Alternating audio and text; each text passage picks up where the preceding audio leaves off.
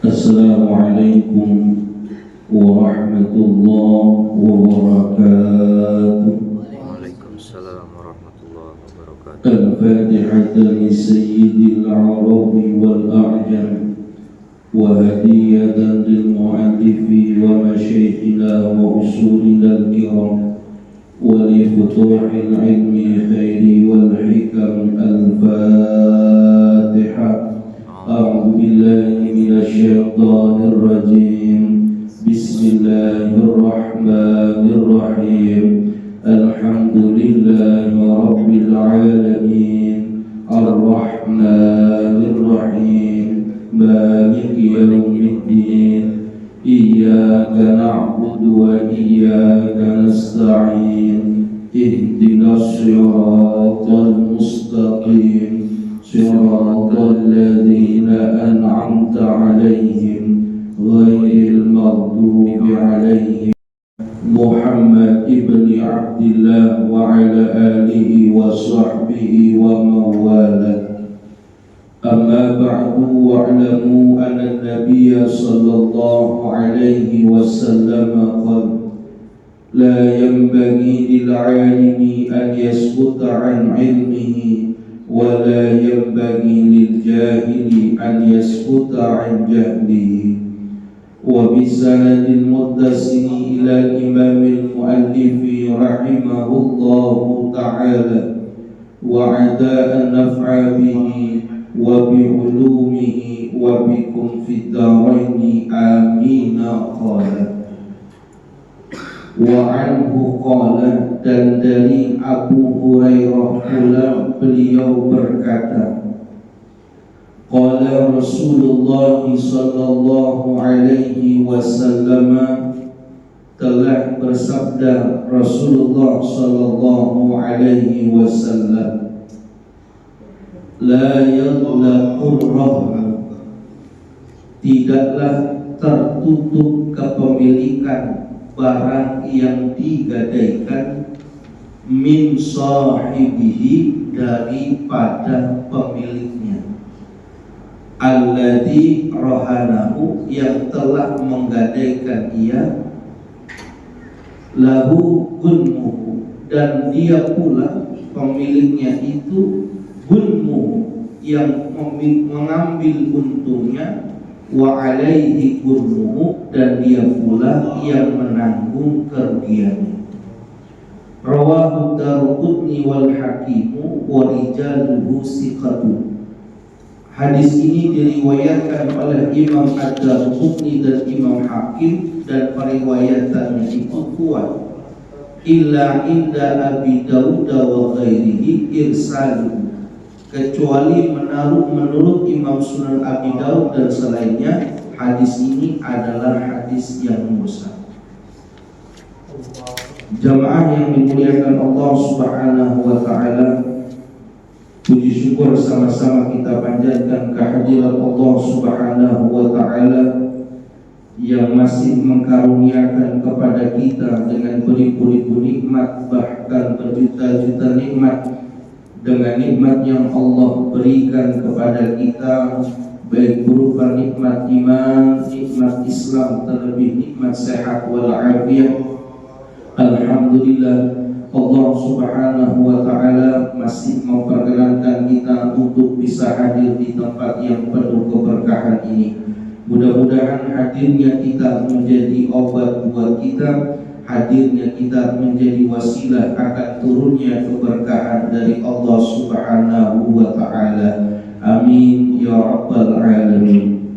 Jamaah yang dimuliakan Allah, kita masih melanjutkan kajian hadis ahkam kita, masih berbicara tentang harta ataupun barang yang digadaikan sebagai jaminan peminjaman seseorang kepada seseorang yang lain. Ada kalanya seseorang meminjam sesuatu tanpa diperlukan dengan adanya barang sebagai jaminan.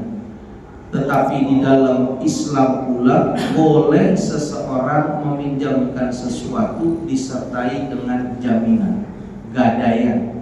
Itu rohan diperbolehkan. Tinggal masalahnya sebenarnya siapa yang memiliki hak pada barang yang digadaikan itu? Siapa yang bertanggung jawab pada barang yang digadaikan itu?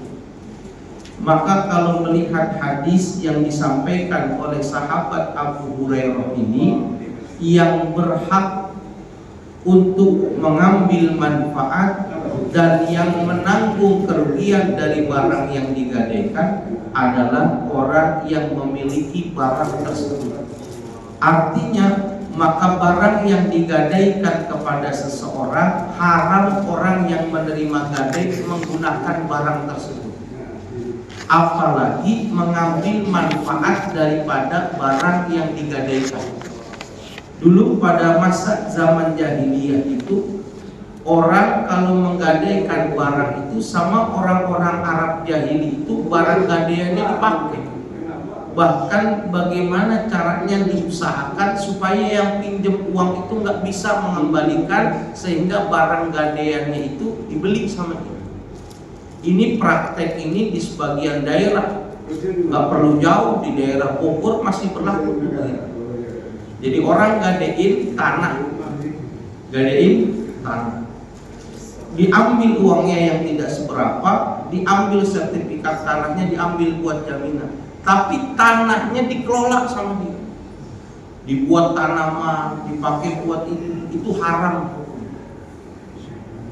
Kalau mau ditahan, sertifikatnya tahan, tanahnya berikan. Kenapa? Dia lagi orang yang kebutuhan, orang yang lagi dalam keadaan kekurangan.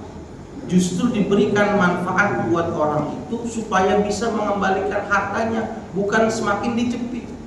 Nah sekarang kalau orang itu kerjanya gojek, lalu pinjam uang yang jadi jaminan motornya, kira-kira orang ini bisa ngembaliin apa enggak? Orang ini kerjanya gojek nih, istrinya ngelahirin nih anak yang ke-12 nih, ya kan, butuh uang. Anggaplah dia butuh uangnya 5 juta, kalau sesar sekarang 8,5 juta. Di Muhammadiyah 8,5 juta.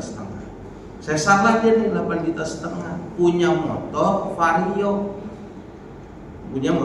Vario. Harganya masih 12 sampai 15 juta. Dijadiin jaminan buat lahiran. Lahir nih anaknya, tapi bapaknya bisa nyari uang apa? Nggak bisa. Kenapa? Karena motornya dijaga, motornya itu ditahan. Ini orang jahiliyah nih.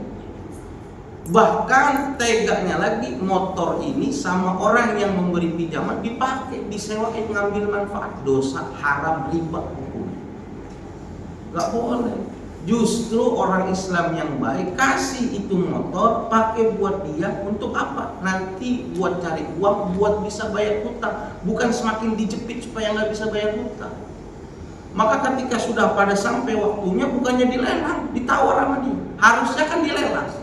Orang yang punya hutang lalu barangnya jadi jaminan, ketika pada tanggal yang ditentukan tidak bisa, maka dilelang.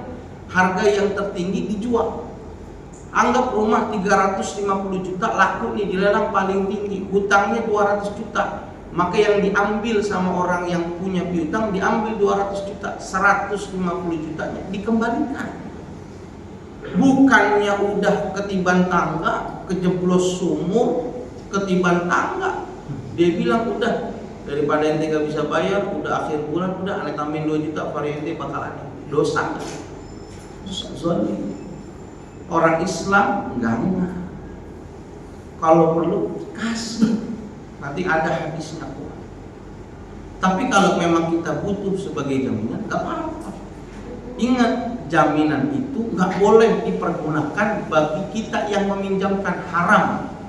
Kalaupun kita pengen menggunakan, ada kompensasinya. Pak, pakai aja itu motor saya. Maka dia ganti itu penggunaan motor itu dengan membelikan bensinnya, dengan menggantikan olinya. Cuma dia pakai hanya sebatas bagaimana motor ini nggak rusak, sebagai bentuk tanggung jawab. Tapi kemanfaatan asli dari barang yang digadaikan itu milik daripada orang yang menggadaikan. Kasih aja, minta BPKB-nya sih. Enakan miara BPKB daripada jaga motor. Motor pakai nggak boleh, dipakai cuma sekedar manasi, bolak-balik doang. Kalau yang ganti 10 orang, 10 motor kan kebanyakan, dia buka showroom depan rumah. motor satu aja masuknya susah di 10. Jangan. Ingat, nggak boleh pakai barang gade. Nah itu di kampung kami di daerah Bogor itu barang digade itu kesempatan buat digigit jadi renter dah. Mana pala sekolah bikin nggak bisa bayar, tanahnya dipakai, akhirnya dijual ke dia. Harganya bukan yang ini, jomplang. Harganya jomplang. Jangan, bukan niatnya membantu, justru menjerumuskan seseorang untuk lepas harganya. Mendingan udah nih Pak, udah jadi tempo nih, suratnya nih jual ya, atau nggak saya yang bantu jual. Kita cari penjualnya nih, ini lakunya sekian nih Pak, mau nggak apa enggak? Bapak masih ada untung 20 juta, balikin utang saya. Itu yang benar. Bukan udah saya tambahin 2 juta motor punya saya, udah ikhlasin aja. Ya nggak ikhlas lagi. Harusnya dia bisa jual 18 juta, 17 juta. Paham? Di sini min sahibihi rahnu, la yaqluqu rahnu min sahibihi alladhi rahanahu. Tidak menutup kepemilikan dari barang yang digadaikan oleh pemiliknya. Lahu gunmuhu, dia yang tetap mendapatkan keuntungannya. Wa alaihi gurmu, dan dia juga yang mendapatkan kerugiannya. Kalau dia naruh sapi, maka sapinya keluar susu, itu keuntungan punya orang yang menggadaikan, bukan orang yang digadaikan, bukan yang minjemin duit. Kalau sapi ini mati, maka itu juga tanggung jawab dia, harus dicari pengganti jaminan yang lain. Maka kita kalau bisa jangan yang aneh-aneh dah. Kalau mau yang digadain udah sertifikat BPKB yang aman, supaya kita nggak punya tanggung jawab di sini. Tulis perjanjian di atas materai 10.000, bilang kalau pada tanggal yang sudah ditentukan tidak bisa membayar, maka kita sepakat ya kita jual motor ini untuk mengembalikan. Udah, itu orang Islam, benar-benar normal. Jangan motornya ditahan, pinjam duit, motor taruh depan rumah. Itu jahiliyah mengikuti. Tidak boleh. Udah gojek motornya ditahan, terus dia gojek pakai apaan? Jalan kaki. Terus orang mau naik motor kita gendong dari Fatmawati ke Bandungan. Paham? Ya jangan, kalau bisa nanti ada hadis di depan bagus. Jangan. Wa an Abi Rafi'in radhiyallahu anhu, dan hadis dari Abu Rafi, semoga Allah meridhoi kepada beliau, ada Nabi sallallahu alaihi wasallam, bahwasanya Nabi kita Muhammad sallallahu alaihi wasallam istaslafa, pernah meminjam beliau min rajulin, kepada seseorang, bakran, akan unta yang masih muda. Pinjam Nabi. Kenapa? Karena Nabi adabul basyariyah. Nabi itu juga manusia. Bisa susah, bisa senang, bisa kenyang, bisa lapar. Itu Nabi itu. Karena manusia juga. Nabi juga pinjam. Pinjamnya Nabi itu menjadi bayinah buat kita, bahwasannya pinjam meminjam dalam Islam itu diperbolehkan. Nabi nyontohin, Nabi pinjamnya apa yang dipinjam? Onta muda. Nah ini ada dua pendapat kata ulama. Berarti pinjam meminjam itu tidak melulu harus nilainya uang, bisa barang. Kenapa? Nabi mencontohkan minjem barang di sini. Tetapi kalau seseorang meminjam barang yang barangnya tidak bisa diketahui nilainya, maka peminjaman itu disertai dengan menyertai harganya. Maksudnya begini, kalau kita meminjam 100.000 kan dibalikinnya 100.000 kan. Mau uang 50 ribuan 2, mau 20 ribuan 5, tetap aja 100.000 harus. Sekarang kalau kita pinjam kambing, terus kita harus kembalikan kambing yang spesifik sama nih kayak begini, ketemu nggak? Belangnya di sini cuma 1, giginya rapi, depannya 2 belang, ketemu nggak? Enggak. Maka sukar nih mengembalikan yang seperti ini, sukar. Maka kata ulama, mengembalikannya dengan kimaknya, harganya. Ini kambing harganya berapa? 5 juta. Besok balikin dengan kambing yang harga 5 juta. Walaupun warnanya hitam, ini putih. Paham? Karena yang namanya ngembaliin harus sesuai, nggak boleh beda. Nih kambing yang dipinjam matanya 2, dibalikin matanya cuma 3, matanya cuma 1, nggak boleh, dosa. Kenapa? Harus sama. Makanya kata ulama, kalau minjam sesuatu yang tidak bisa dimungkinkan dikembalikan yang sesuai, minjem hewan, maka dikembalikannya sesuai harganya. Makanya orang kampung bilang gini, Ridwan di Purwoda di Grobogan, saya pinjam Ustaz uangnya, boten enten ini ku Pak enten kebo teng kandang. Saya nggak punya duit, tapi saya punya kebo di kandang. Jadi kalau mau pinjam duit dikasihnya kebo di sono, tapi nggak pakai BPKB karena kebo nggak ada BPKB-nya, cuma ada hak milik doang tulisannya. Maka dipinjam di kebo, bakal kita mau bikin acara kawinan, tapi dia hargain dulu, pinten iki kebo gansal juta atau 12 juta, 13 juta anggaplah 13 juta Pak ya, udah deal. Besok waktu kita sudah waktunya bayar, datang situ nggak bawa kebo, bawanya duit, karena orang situ perhiasannya itu bukan emas tapi kebo. Orang kampung rumahnya jelek Ustaz, gubuk gitu, tapi kebonya 20. Kita rumah bagus, motor masih kredit, kayaan siapa? Kayaan siapa? Kayaan dia. Orang Banjarmasin, Kalimantan Selatan itu kalau ngontrol tambak itu nggak pakai sendal, nginjek kakinya kotor. Yang dinaikin Pajero Sport Dakar 4x4, kakinya belok. Ya udah taruh di pinggir rumahnya, nggak ditutup, nggak dihukum, biasa aja. Kita apaan saja dimandiin, makin jarang mandiin mulu. Yang kayak mereka.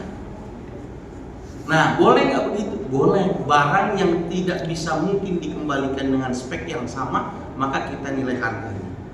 Nih, iPhone Pro Max saya pinjemin dah, pakai buat modal nikah. 13 Pro Max warnanya hijau, 1 terabyte begini. Besok dia nyari yang begini susah balikinnya. Mendingan sekarang dihargai berapa nih sekarang Pro Max? Anggap 8 juta. Ente besok ganti 8 juta. Paham? Tapi yang jenisnya barang itu sukar untuk dicari untuk mengembalikannya. Tetapi kalau seandainya itu bernilai uang, maka cukup nilai kimahnya itu uang. Dari di sini Nabi butuh onta muda. Onta muda. Maka dicarikan oleh Abi Rafi. Faqadimat alaihi ibilun, maka datanglah kepada Nabi onta min ibilis sedekah, dari onta yang diberikan sedekah kepada Nabi. Nabi pinjam nih satu saat onta muda sama seseorang. Allah kasih rezeki kepada Nabi, dikasih onta nih dari sahabat Nabi. Nabi, saya mau ngasih hadiah onta. Iya, terima kasih. Tadinya pinjam ontanya entah buat dimakan, entah buat dipakai. Yang pasti setelah nggak lama dari itu Nabi dapat hadiah onta yang besar. Fa'amara Abi Rafi, maka Rasulullah memerintahkan kepada Abi Rafi ayat dia untuk membayarkan hutang rajula kepada seseorang bakrahu yang tadi dipinjam onta mudanya. Abi Rafi, saya kemarin pinjam onta muda sama siapa? Oh, sama si Ahmad ya Rasul. Sekarang balikin tuh, saya udah dapat tuh, udah dikasih onta berapa biji, balikin situ sana kasih. Ambil satu kasih satu. Faqala, maka berkata Abi Rafi, la ajidu illa khiyar. Tidaklah kami dapati onta yang diberikan kepada Nabi khiyaran, onta yang sudah tua, au robaian, atau unta yang sudah 4 tahun. Faqala a'tihi iyahu, maka kata Nabi kasih onta itu. Nabi pinjemnya nih, mohon maaf, ontanya masih muda, masih kecil. Kalau sapi dibilang pendel. Kalau sapi itu yang udah besar di atas 2 tahun buat potong namanya sapi, di bawah itu namanya pendel. Kalau sapi yang besar itu tergantung ukuran 50 kilo ke atas, anggaplah lebih mudah kita harganya 20 juta. Anggap. Tapi kalau sapi yang masih kecil 5 bulan, 6 bulan pendel ini, maka harganya anggap saja harganya 5 juta, 6 juta. Mahalnya gede apa yang kecil? Gede. Yang gede kan? Maka Nabi utang pendel nih, yang kecil nih, ontak muda nih, anggap harganya 5 juta. Nabi dikasih hadiahnya ontak yang udah besar, harganya 20. Waktu dibalikin kan bingung, itu kan ontanya kecil, cuma 5 juta. Nabi dikasih ontaknya gede, gimana nih? Kan gak seimbang. Harusnya ukurannya sama dong. Kalau enggak harganya aja 5 juta kan itu. Kata Nabi lah, faqala aqtihi, enggak, kasih aja. Nabi mengatakan gimana? Fa inna khiyaran nasi, maka sesungguhnya sebaik-baiknya manusia ahsanuhum qadaan, adalah orang yang paling bagus ketika mengembalikan barang yang dia pinjam. Berarti boleh kita tidak menyesuaikan harganya, asalkan bisa mengganti dengan spek yang lebih tinggi, boleh. Paham? Kalau tadi saya pinjam Bang Ipul, ternyata dikasihnya motor, Bang, saya pinjam duit mau nikah lagi nih yang keempat terakhir dah. Emang baru sempat kan? Kata Bang Ipul, ani kagak punya harta Ustaz kecuali Mio. Perjuangan ani dulu waktu ani jadi karyawan Pasar Sing sampai ani jadi bos di sini. Nih Mio Seoul namanya. Mio Seoul. Sekarang harga Mio Seoul berapa? 5 juta, ya kan? Udah dah Bang, nggak apa dah. Nikah siri dah gua dah. 5 juta nih saya pinjam nih. Maka boleh saya membayar nanti nilai kesepakatan 5 juta boleh. Atau saya ganti motor juga dengan harga yang lebih mahal, itu lebih bagus. Bang, lu kan kemarin minjemin gua nih. Karena lu baik, akhirnya gua tetap jadi resepsi walaupun kecil-kecilan. Ayam gua potong 40 satu ekor, aku 12 ya kan. Nih Bang, gua ganti lu. Apa nih Ustaz? Udah ganti motor Bajaj Pulsar 250. Boleh enggak? Boleh, kata Nabi. Jadi yang paling bagus begitu orang berislam. Kalau dibuat kesepakatan ketika pengembalian hutang, riba hukumnya haram. Ingat ya, ente pinjam mana 1 juta, baliknya jangan lupa ya, haram. Kita yang ngasih riba haram, yang ngomong bersyarat haram. Tetapi kalau seandainya diberikan tanpa ada niat, kita memang mengasih yang bagus. Dan itu yang sering dilakukan santri-santri untuk ucapan terima kasih sama guru. Guru, saya minta ya sepeda motornya, saya senengin dulu waktu dulu. Ada nih. Aduh, tinggal satu ini yang guru buat saya. Karena gurunya sayang sama muridnya, dikasih.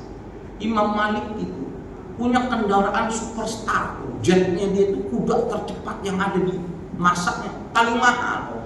Kalau kita sekarang Lamborghini mobil putih bersih cakep gitu. Tapi Imam Syafi'i ini, ketua mazhab kita Imam Syafi'i itu, muridnya Imam Malik, ngelihat kudanya Imam Malik senang gitu dipegang gitu. Apa kata Imam Malik? Syafi'i, kau suka kuda itu? Ya suka lah, barang bagus. Mulai saat ini ambil buat dirimu. Itu Imam Malik, siapa yang suka barangnya Imam Malik dikasih sama Imam Malik. Hatta itu muridnya, itu yang saya nggak amalin. Ya repot kalau saya ngamalin Imam Malik, dulu saya suka motornya, ambil ya besok berjalan kaki. Ini yang saya belum bisa ngamalin yang ini doang.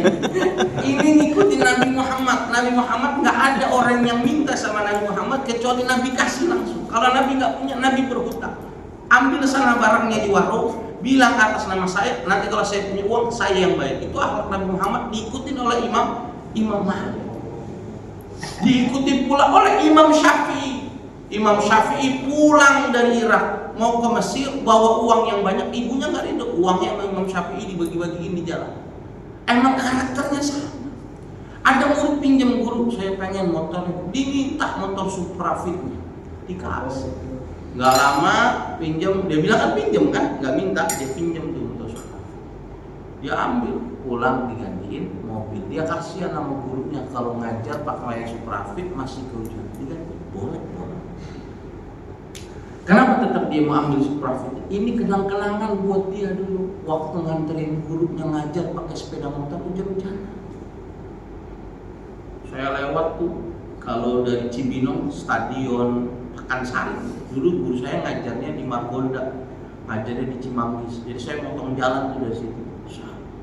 Dari yang mau Cibinong itu tuh kantor-kantor di Cibinong saya lupa. Pemda Cibinong itu. Saya kebut itu dulu handphone guru saya Samsung yang warna biru yang ada kalau ada WhatsApp, ada SMS kedip tuh yang kayak keypad itu loncat di sini. Saya karena tahu saya susah, udah nggak usah dipikirin. Tapi kadang-kadang waktu saya pulang saya cari ke handphonenya dulu gitu, mana itu handphone bisa hilang loncat. Gitu. Sekarang kita suka gitu, kita punya uang, kita ganti. Kita beliin, nggak bisa kita terus gitu. Dulu mah kimahnya mungkin 300.000. Sekarang kita gantiin yang lebih bagus. Dulu ada QWERTY Nokia, kita ganti. Tapi namanya beliau orang yang nggak ngerti, dia tetap diterima buat hadiah. Tetapi apa? Dia kasih ke anaknya, dia tetap pakai yang titit. Yang titit itu. Jadi apa? Boleh mengembalikan sesuatu kalau tidak ada kesepakatan, berikan yang terbaik dari apa yang kita pinjam.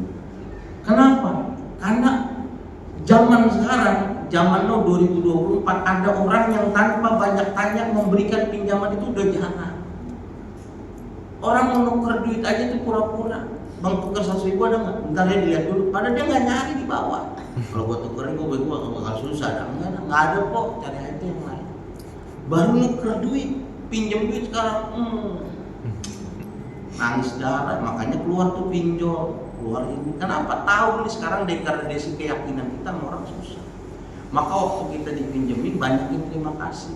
Nah hadis yang 4 hadis yang belum ya kita udah baca. Ketika kita mengambil harta orang lain, mengambil tender, maka niat dalam hati buat kita untuk niat mengembalikannya. Kita niat untuk mengembalikan. Kalau usaha kita niat untuk mencarikan barang pesanan kita.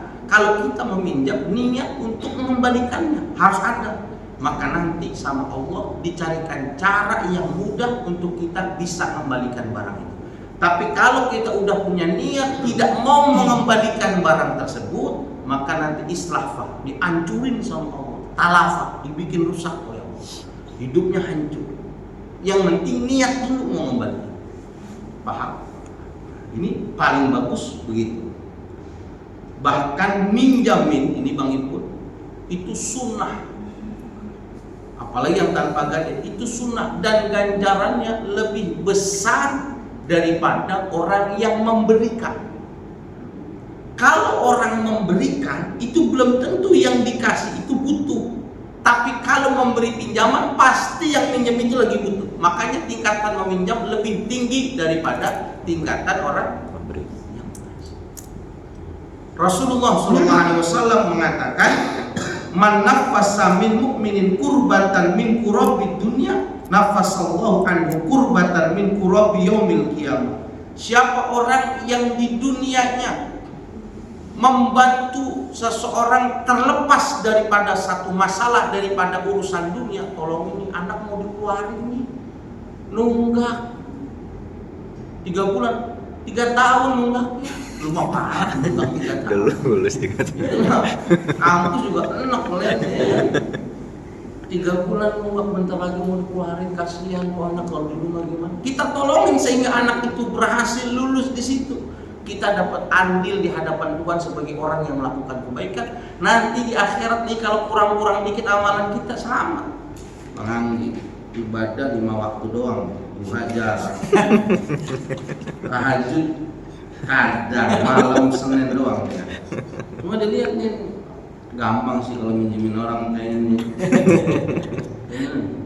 Untung lo masih banyak aman. Itu ini sama malaikat nyerempet. Kenapa? Masih ada tuh dulu bekas nolongin orangnya masih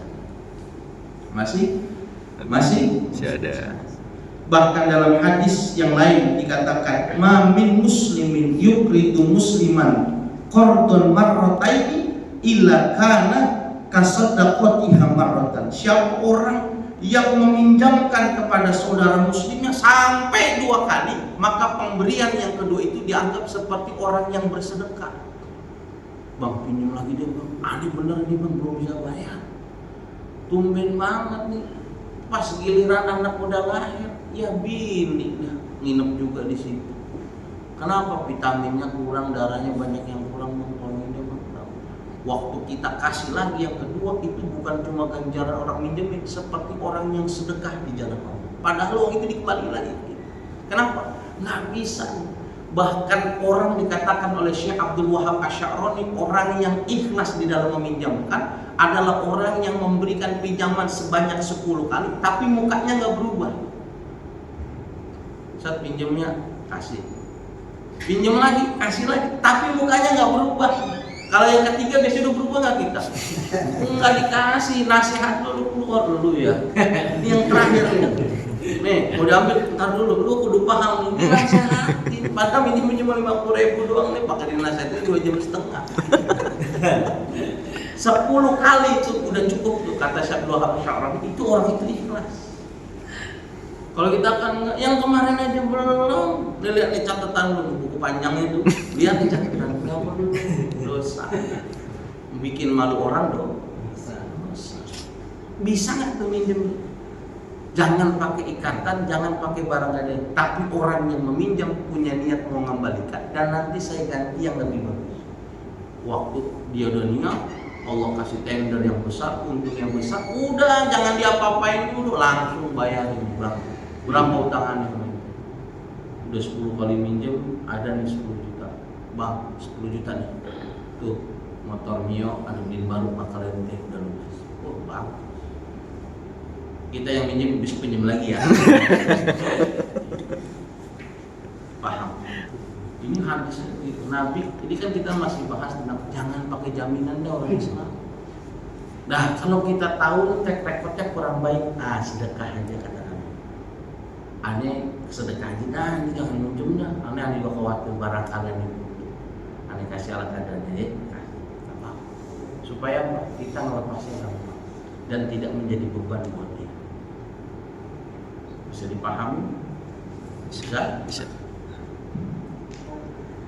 Wa an Ali qala, dan dari Sayyidina Ali qala, beliau mengatakan qala Rasulullah sallallahu alaihi wasallam, telah bersabda Rasulullah sallallahu alaihi wasallam, kullu qardin, dan setiap akad hutang piutang jarra manfaatan yang bersyarat untuk menarik satu keuntungan, fahuwa riba, maka itulah yang disebut dengan riba fadl. Enggak boleh.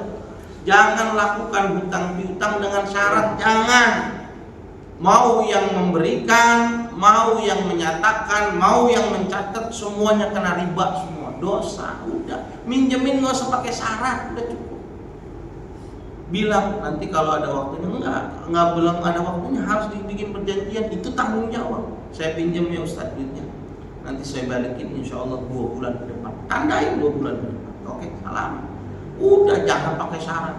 Ingat ya, jangan lupa bunganya, jangan lupa ininya, jangan boleh riba. Walaupun hadis ini rawahul Haris ibnu Usamah wa isnaduhu sahihun, hadisnya dhaif, tapi sama ulama naik jadi hasan, digoyang. Kenapa? Dipakai oleh kalangan ulama, jangan jadi riba. 2 hadis keduanya itu cuma periwayatan tentang hadis ini. Intinya apa? Jangan itu jadi makanan riba. Kalau pinjemin aja udah. Kita udah bicarakan itu tadi bagaimana sebagus-bagusnya.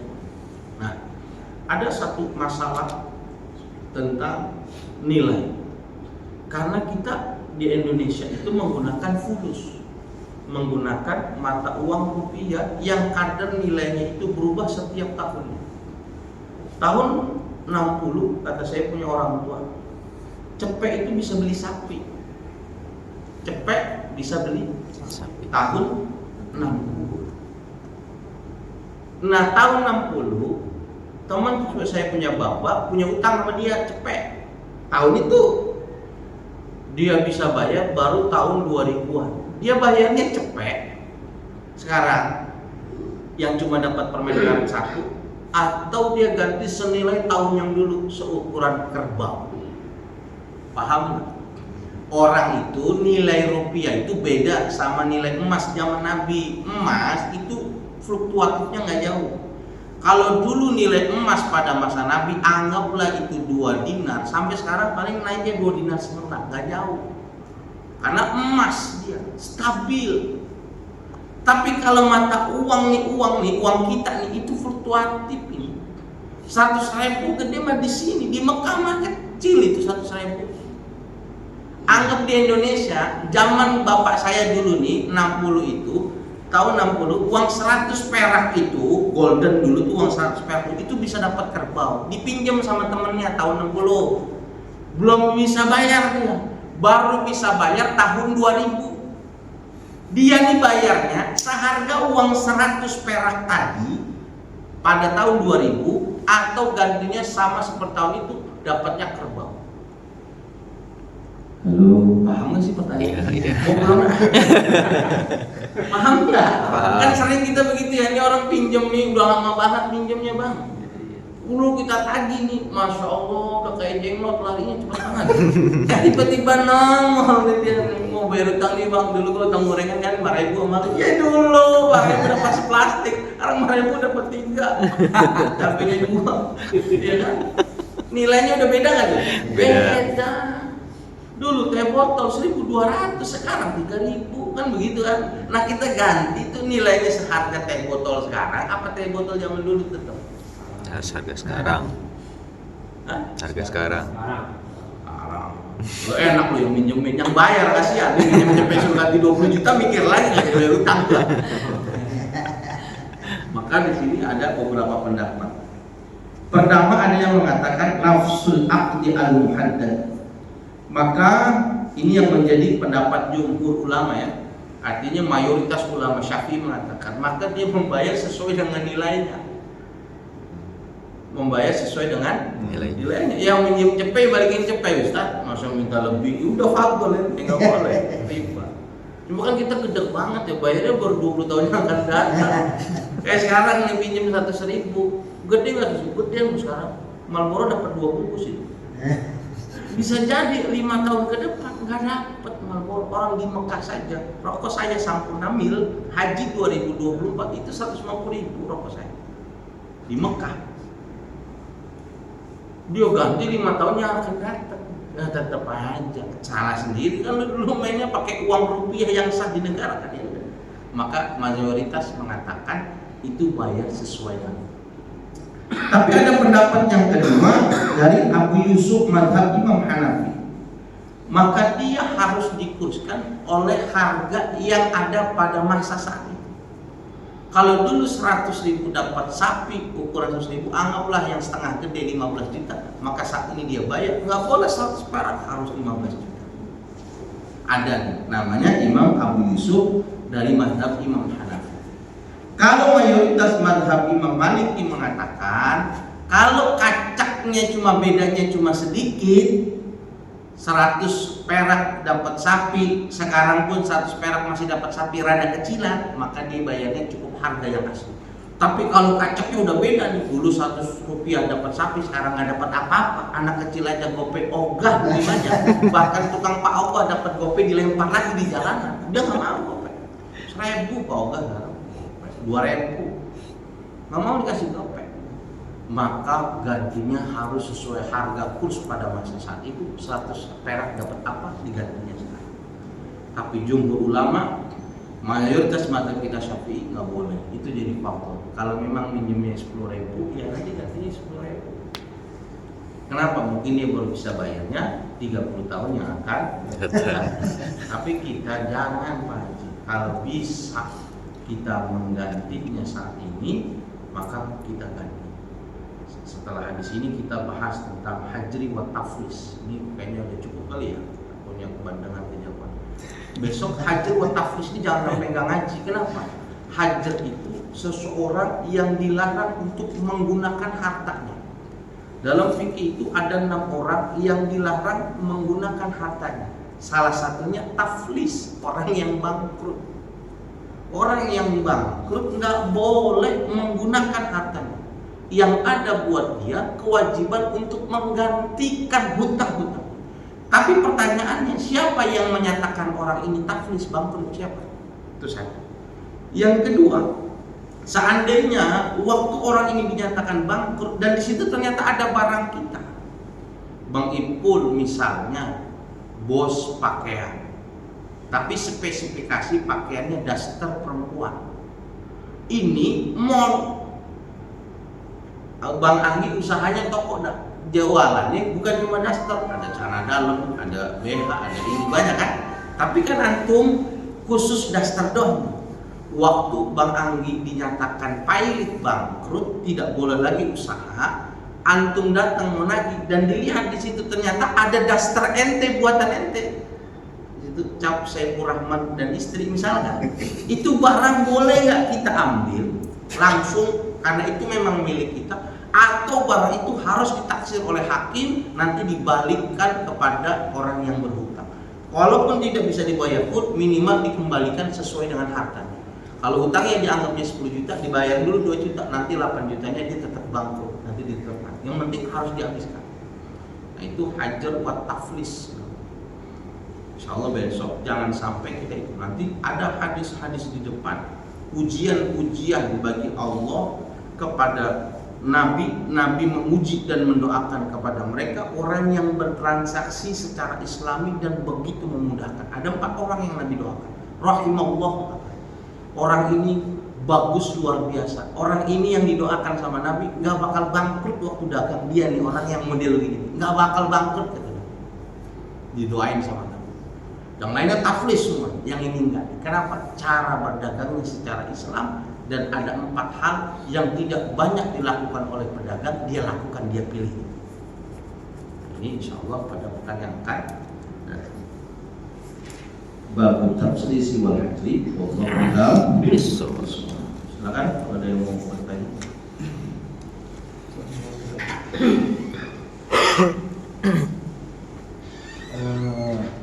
Kalau aturan dari pemerintah itu kan kita nggak boleh berdagang di trotoar gitu ya Ustaz.